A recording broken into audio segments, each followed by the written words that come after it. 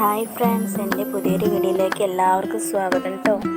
കഴിഞ്ഞ വീഡിയോയിൽ നമ്മൾ പച്ച ചീര കൊണ്ട് തോരനാണ് ഉണ്ടാക്കിയത്. ഈ വീഡിയോയിൽ നമ്മൾ ചുവന്ന ചീര കൊണ്ട് കറിയാണ് ഉണ്ടാക്കുന്നത് കേട്ടോ. അപ്പോൾ നമ്മളിതാ ചീര എല്ലാം എടുത്ത് കഴുകി വൃത്തിയാക്കി അരിഞ്ഞ് വെച്ചിട്ടുണ്ട്.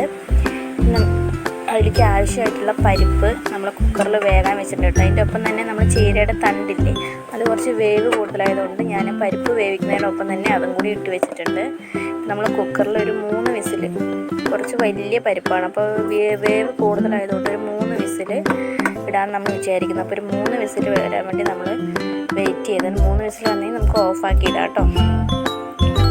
എന്താ കുക്കറിൽ ഇതാ ഞാൻ വെച്ചിട്ടുണ്ട് വേവിക്കാനായിട്ട്. ഇനി നമുക്കിതിലേക്ക് ആവശ്യമായിട്ടുള്ളത് സാധനങ്ങൾ എന്ന് വെച്ച് കഴിഞ്ഞാൽ തേങ്ങ വേണം. അതുപോലെ തന്നെ ഞാൻ പച്ചമുളകാണ് ഇതിൽ ഉപയോഗിക്കുന്നത്. പച്ചമുളക് ഇതിപ്പോൾ വിസിൽ വന്നിട്ടുണ്ട് കേട്ടോ. അതുപോലെ തന്നെ ചെറിയ ഉള്ളി വേണം, വെളുത്തുള്ളി വേണം, അതുപോലെ തന്നെ ചെറിയ ജീരകം ഒരു മണത്തിന് വേണ്ടിയിട്ട് കേട്ടോ. ഇത്രയും സാധനങ്ങളാണ് നമ്മൾ ഉപയോഗിക്കുന്നത്. ഇപ്പോൾ തേങ്ങയൊക്കെ ചെറിയ എടുത്തിട്ടുണ്ട്, ഉള്ളിയൊക്കെ തൊണ്ട് കളഞ്ഞൊക്കെ റെഡിയാക്കി വെച്ചിട്ടുണ്ട്. നമുക്ക് ഇത് തേങ്ങ ഒന്ന് അരച്ചെടുക്കാം. മിക്സിയിലെ ജാറിലേക്ക് നമ്മൾ തേങ്ങ ചേർത്ത് കൊടുക്കണം. തേങ്ങ ചേർത്തതിന് ശേഷം നമ്മുടെ എരിവിനനുസരിച്ച്, ഒരുപാട് എരിവ് വേണ്ട ചീരക്കറിക്ക്, എരിവിനനുസരിച്ചുള്ള പച്ചമുളക് ചേർത്ത് കൊടുക്കുക. അതുപോലെ തന്നെ മഞ്ഞൾപ്പൊടി വേണം കേട്ടോ, പറയാൻ വിട്ടുപോയി, മഞ്ഞൾപ്പൊടിയും കൂടി ചേർക്കണം. മഞ്ഞൾപ്പൊടി, അതുപോലെ തന്നെ ചെറിയ ജീരകം, പിന്നെ ചെറിയ ഉള്ളി ഞാൻ കടുക് വറക്കാനും അതുപോലെ തന്നെ ഇതിൽ ചേർക്കാനും വേണ്ടിയിട്ടാണ് ഇത്രയും കുറച്ച് കൂടുതൽ നന്നാക്കി വെച്ചിരിക്കുന്നത്. അപ്പോൾ ചെറിയ ഉള്ളിയും കൂടി കുറച്ച് ചേർത്ത് നല്ലൊരു ടേസ്റ്റാണ് കേട്ടോ അത് ചേർത്ത് കഴിഞ്ഞാൽ. അതുപോലെ തന്നെ വെളുത്തുള്ളി ചേർത്ത് കൊടുക്കുന്നുണ്ട്. ഇനി കുറച്ച് മഞ്ഞൾപ്പൊടി, അതുപോലെ തന്നെ ജീരകം, ഇത് രണ്ടും ചേർത്ത് കൊടുക്കുന്നുണ്ട്. എന്നിട്ട് നമ്മൾ ആവശ്യത്തിന്, ഒരുപാട് വെള്ളം ഒഴിക്കരുത്, ആവശ്യത്തിന് തേങ്ങ അരയാൻ പാകത്തിനുള്ള വെള്ളം ഒഴിക്കുക. എന്നിട്ട് തേങ്ങ നന്നായിട്ടൊന്ന് അരച്ചെടുക്കുക. പെട്ടെന്ന് നന്നായിട്ടൊന്ന് അരഞ്ഞ് കിട്ടാൻ വേണ്ടിയിട്ട് ഇപ്പോൾ തേങ്ങ പെട്ടെന്ന് അരഞ്ഞ് കിട്ടാൻ വേണ്ടിയിട്ട് ഞാൻ അതിനകത്തേക്ക് കുറച്ച് ഉപ്പ് കൂടി ചേർത്തിട്ടുണ്ട്. എന്നിട്ട് ആവശ്യത്തിനുള്ള വെള്ളവും കൂടി ചേർത്തിട്ട് നന്നായിട്ടൊന്ന് മിക്സിയിലൊന്ന് അരച്ചെടുക്കുകയാണ് കേട്ടോ.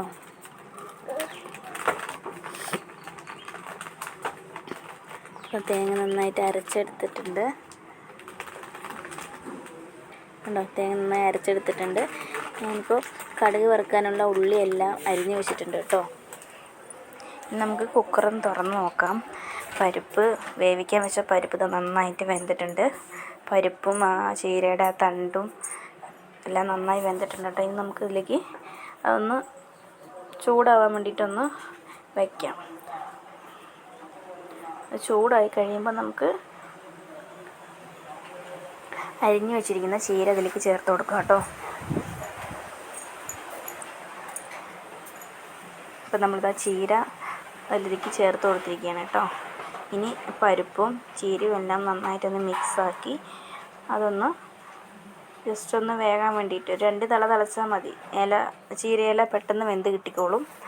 അപ്പോൾ അത് വേകാൻ വേണ്ടിയിട്ട് ഒന്ന് വെച്ചിട്ടുണ്ട്. ഇനി നമുക്ക് അരച്ച് വെച്ചിരിക്കുന്ന അരപ്പ് തേങ്ങ ഇതിനകത്തേക്ക് ചേർത്ത് കൊടുക്കാം കേട്ടോ.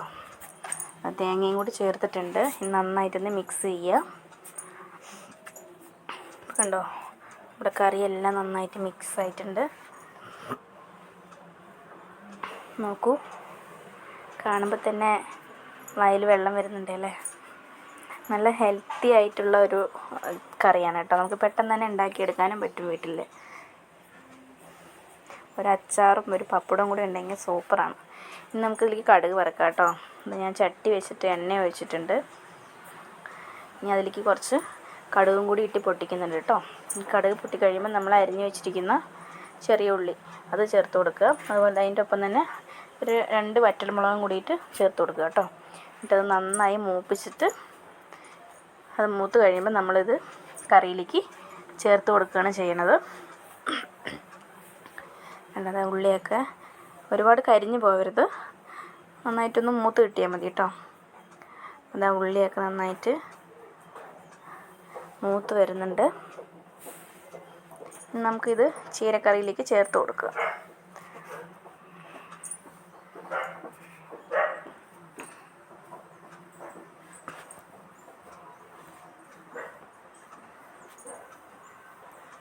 ഉള്ളിയൊക്കെ നന്നായിട്ട് ആയിട്ടുണ്ട്. നമുക്കിനി ചീരയിലേക്ക് ചേർത്ത് കൊടുക്കാം കേട്ടോ. ഇത്രയേ ഉള്ളൂ നമ്മുടെ റെസിപ്പി എന്ന് പറയുന്നത്. അപ്പോൾ എല്ലാവരും ട്രൈ ചെയ്ത് നോക്കുക. എൻ്റെ വീഡിയോ ഇഷ്ടപ്പെട്ടാൽ ലൈക്ക് ചെയ്യുക, കമൻറ്റ് ചെയ്യുക. എല്ലാവരും ട്രൈ ചെയ്തിട്ട് ഇതിൻ്റെ അഭിപ്രായം ഒന്ന് പറയണം. ആദ്യമായിട്ട് എൻ്റെ ചാനൽ കാണുന്നവരാണെങ്കിൽ ഒന്ന് സബ്സ്ക്രൈബ് ചെയ്ത് സപ്പോർട്ട് ചെയ്യണേ. കണ്ടോ, നമ്മുടെ അടിപൊളി ടേസ്റ്റി ആയിട്ടുള്ള ചീരക്കറി ഇവിടെ റെഡി ആയിരിക്കുകയാണ്. കാണുന്നുണ്ടല്ലോ അല്ലേ. ചീര ഒരുപാട് വേവരുത്. വെന്ത് കഴിഞ്ഞാൽ അതിൻ്റെ ടേസ്റ്റ് മാറിപ്പോവും. അപ്പോൾ നമ്മൾ കുറച്ച് ഒരു മീഡിയം സൈസിൽ വേവിച്ചെടുത്താൽ മതി. കാരണം ചൂട് ആ കറി ആ പാത്രത്തിലിരുന്ന് ആ ചൂടിൽ തന്നെ പിന്നെ ഒന്നും കൂടി വെന്തുകൊണ്ടേയിരിക്കും. അപ്പോൾ നമ്മൾ അധികം വേവിക്കാതെ ഇരിക്കുക. കേട്ടോ, നമ്മൾ കറി ഇവിടെ റെഡി ആയിട്ടുണ്ട്. ചോറിന് ഇനി വേറെ ഒന്നും വേണ്ട, ഈ കറി മതി.